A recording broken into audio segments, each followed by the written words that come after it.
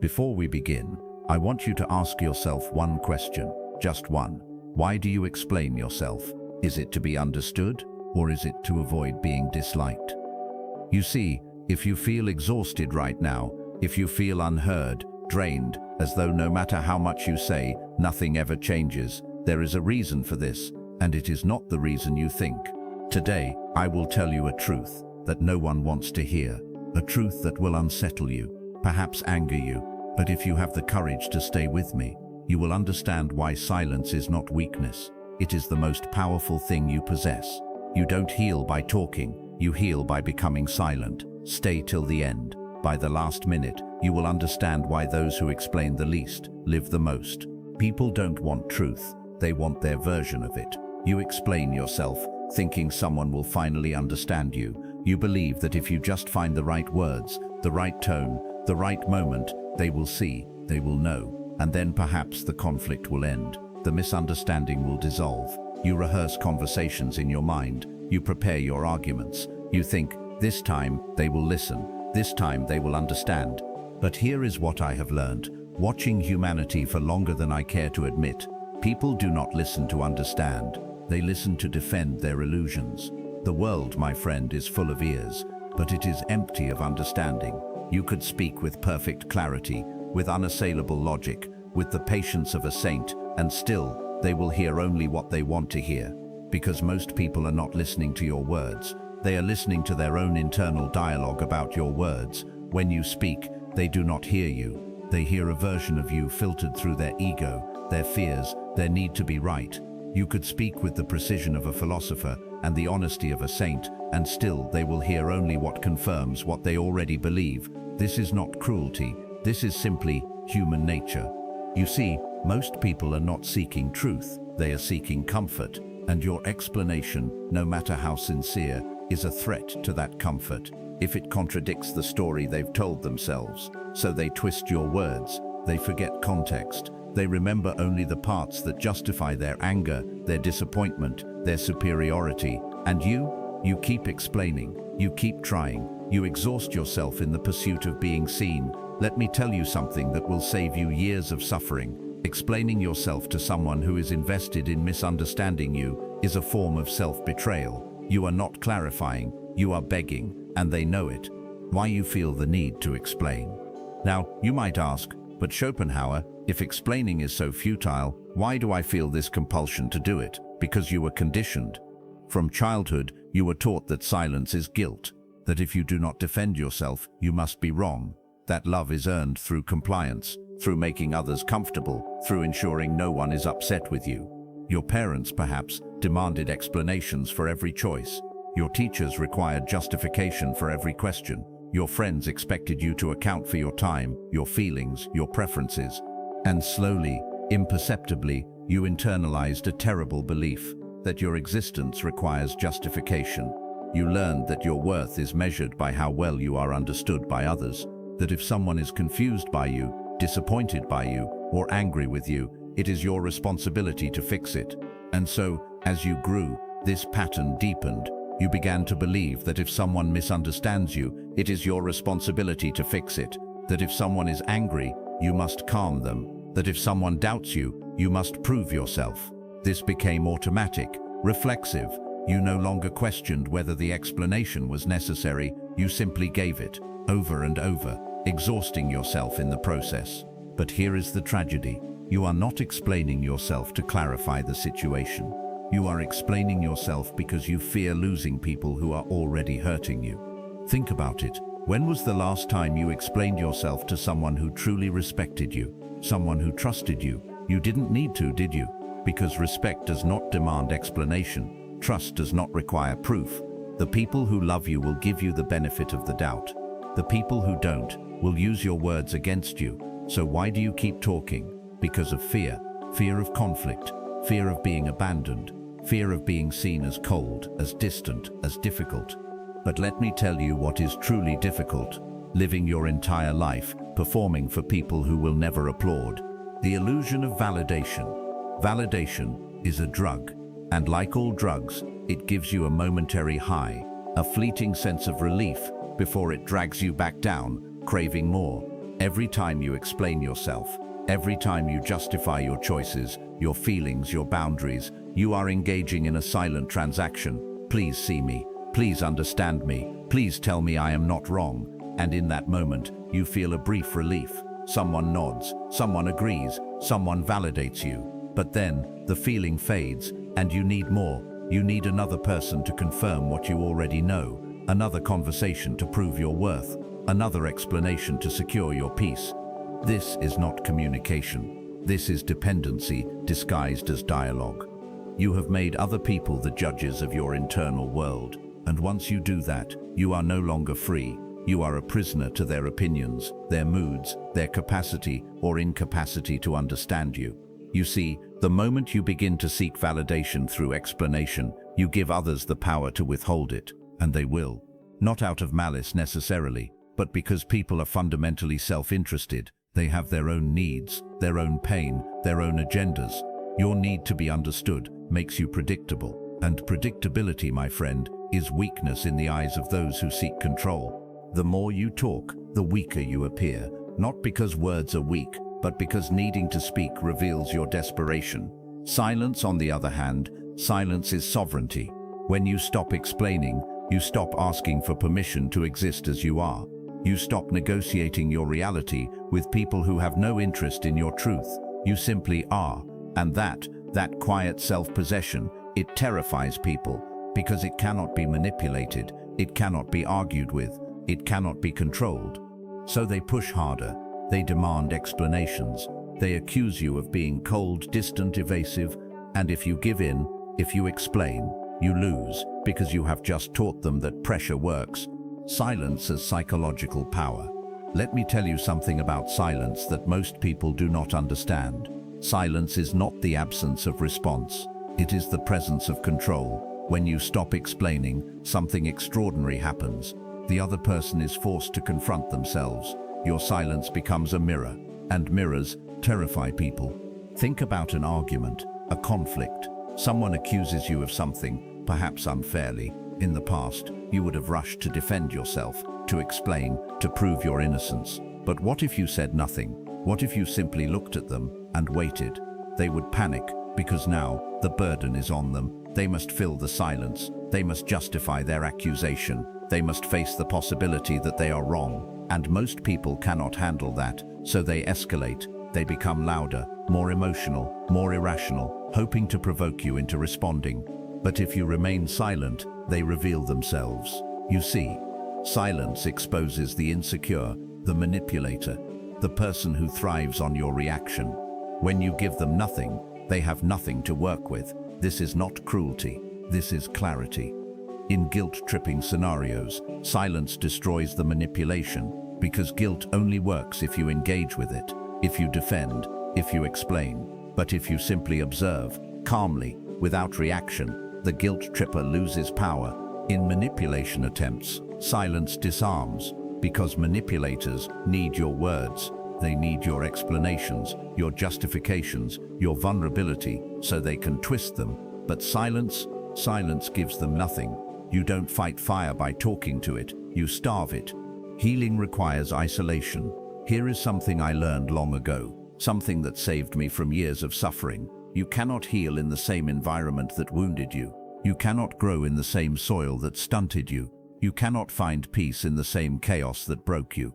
Healing is not a conversation. It is not a negotiation.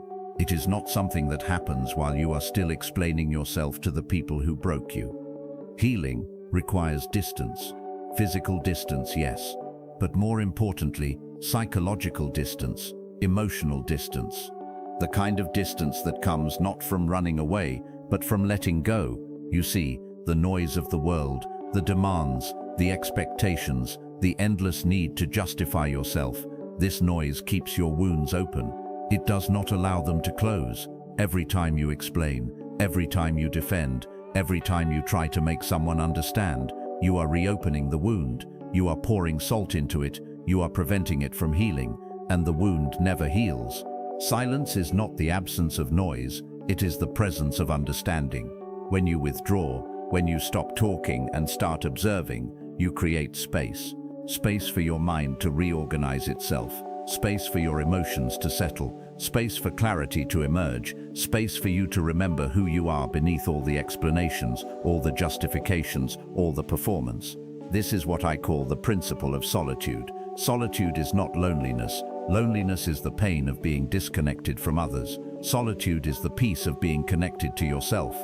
In solitude, you are no longer performing. You are no longer managing perceptions. You are simply existing. And in that existence, without the pressure of explanation, without the need to be understood, you begin to heal. But solitude requires courage, because it means letting go of people who drain you. It means accepting that some relationships will end. It means choosing your peace over their approval. And most people cannot do this. They would rather suffer in noise than heal in silence. But you are not most people, are you? People use your explanations against you. Let me tell you a dark truth, one that you already know, deep down but have been afraid to admit. The more you reveal, the more they weaponize. People remember your weaknesses far longer than they remember your arguments. When you explain yourself, when you share your vulnerabilities, your reasons, your pain, you are giving them a map to every pressure point, every insecurity, every way to hurt you, and they will use it. Not always consciously, not always maliciously, but they will use it. This is dark psychology. Oversharing is not intimacy. It is the transfer of power. Every explanation you give is leverage, emotional leverage, psychological ammunition. And the moment you become inconvenient, the moment you set a boundary, the moment you stop serving their needs, they will reach for that ammunition. They will remind you of what you said. They will twist your words. They will use your honesty against you. So let me ask you, why are you giving people a map to your vulnerabilities? Why are you handing them the weapons they will eventually use to wound you? Stop explaining. Stop justifying. Stop revealing yourself to people who have not earned your trust. Your inner world is sacred. Protect it. You heal faster when you speak less. Words keep wounds open. Every time you talk about your pain, every time you rehash the conflict, the betrayal, the injustice, you are reliving it. You are keeping it alive in your nervous system. Your body does not know the difference between experiencing trauma and talking about trauma.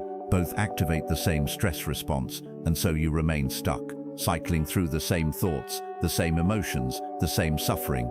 But silence lets the mind reorganize itself. When you stop talking, something remarkable happens. The emotional noise begins to settle. The constant loop of thoughts, the replaying of conversations, the rehearsal of arguments, the endless what-ifs, it slows down. And in that stillness, clarity emerges. You begin to see things not as you feared they were, but as they actually are. You begin to feel your emotions without being consumed by them. You begin to heal. This is not meditation in the formal sense. This is simply being quiet, letting your mind rest, letting your heart recover. Biologically, silence reduces cortisol, the stress hormone. It lowers your heart rate. It calms your nervous system. Philosophically, silence allows you to reconnect with your will, the deepest part of yourself that exists beyond language, beyond explanation, beyond the need to be understood. You heal faster when you speak less, because healing is not a performance. It is a process that happens in silence, in solitude, in the space between words. The courage to walk away without explaining. Now comes the hardest part, the part that requires the most courage. Walking away without explanation. You have been taught that leaving without explaining is cruelty, that you owe people closure, that you must justify your departure. But let me tell you, walking away without explanation is not cruelty. It is clarity. Your peace is not up for debate. If someone has repeatedly disrespected you, manipulated you, drained you, you do not owe them a dissertation on why you are leaving. They know. They know exactly what they did. They simply hoped you would tolerate it forever. And when you leave quietly, without explanation, without drama, without giving them the opportunity to argue, to guilt you, to pull you back, you reclaim your power. You are not abandoning them. You are choosing yourself. Toxic family, walk away. You do not owe them your suffering because you share blood. One-sided relationships, walk away. You do not owe them your presence because they need you. Workplace manipulation, walk away. You do not owe them your health because they pay your salary. Friendships where you are constantly misunderstood, walk away. You do not owe them endless explanations because they once mattered to you. You owe people nothing except your absence when they cross the line. And when you leave, when you walk away in silence, you teach them something they will never forget, that you cannot be held hostage by their feelings, that you will not negotiate your boundaries, that your peace is non-negotiable. This is not coldness. This is self-respect. The final shift from explanation to observation. So what do you do instead of explaining? You observe. Talk less, watch more. When you stop explaining yourself, when you stop defending, when you stop trying to be understood, you gain something invaluable, clarity about who people really are.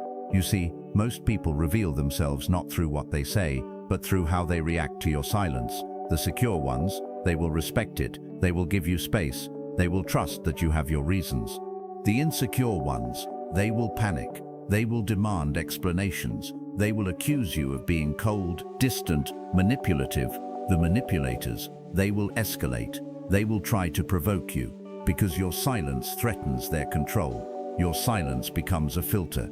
It separates the real from the performative, the genuine from the parasitic. And in time, you will see who was with you because they loved you, and who was with you because they could use you. Silence exposes true intentions faster than words ever could. The power you gain, when you stop explaining yourself, something remarkable happens. You reclaim your energy. All that time, all that effort you spent trying to be understood, it comes back to you. And you can use it to build, to grow, to create the life you actually want. You become emotionally unpredictable. People can no longer manipulate you because they cannot predict your response. They cannot control you through guilt, through pressure, through expectation. People begin to respect your boundaries because you have shown them, through silence, that your boundaries are not negotiable. And manipulators, they lose control because manipulation requires engagement, and you are no longer engaging. The world does not reward the loud.